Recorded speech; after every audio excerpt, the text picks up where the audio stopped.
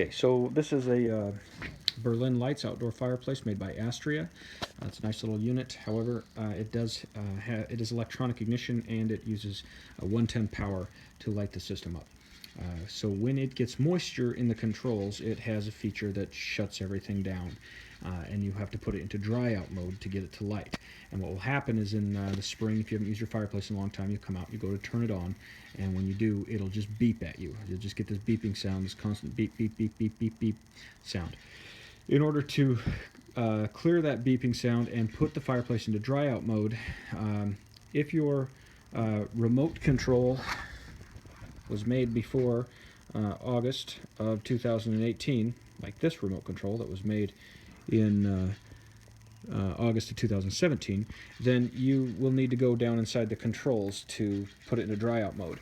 If your remote is newer than that, than the August 2018, then you can use your remote to put it in dry out mode, in which case you'll press and hold down both the high and the low button at the same time for about 30 seconds. In which case, after about 30 seconds, your fireplace will start to spark, it'll ignite, and it'll burn for about 15-20 minutes, and that'll dry out the controls, and it'll go back to working like normal. However, if your remote is older than that 2018 date listed right there, then you're going to need to go into your fireplace, remove the main cover, unscrew this black cover, slide it to the side, and then you will find the circuit board right down in here. There's an orange wire here and a black wire right there. If you disconnect this black wire from the circuit board, just like that, and then go to light your fireplace, it will light. Once it lights, you have about 30 seconds. So just let it's daytime, so start to see the flame.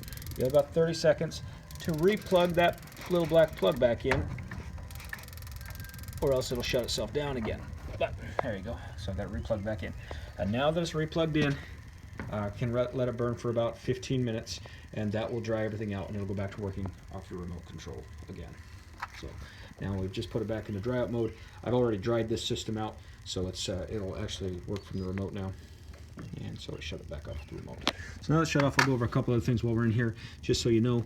This switch right down here that you see on the circuit board, that switch is a remote switch. If you flip that switch to the off position, that will enable this manual switch right here. So if you ever lose your remote control, you again remove this cover, find this switch right here. Sorry, the lighting's bad, there it is. Flip that switch, and then this switch from now on would activate your fireplace as a manual switch, the one here on the side that says valve next to it. Over here on this side, pardon my camera work, I have to hold this right in, is your light switch. So turn on your accent lights inside your fireplace. You can also, by the way, take those out, clean them, soap and water, let them dry real good, put them back in, or change the colors of those glass beads if you want to. You can use any color you like. As long as they're made for fireplaces, they're tempered, so you don't want to use regular glass beads that you buy at the hobby store.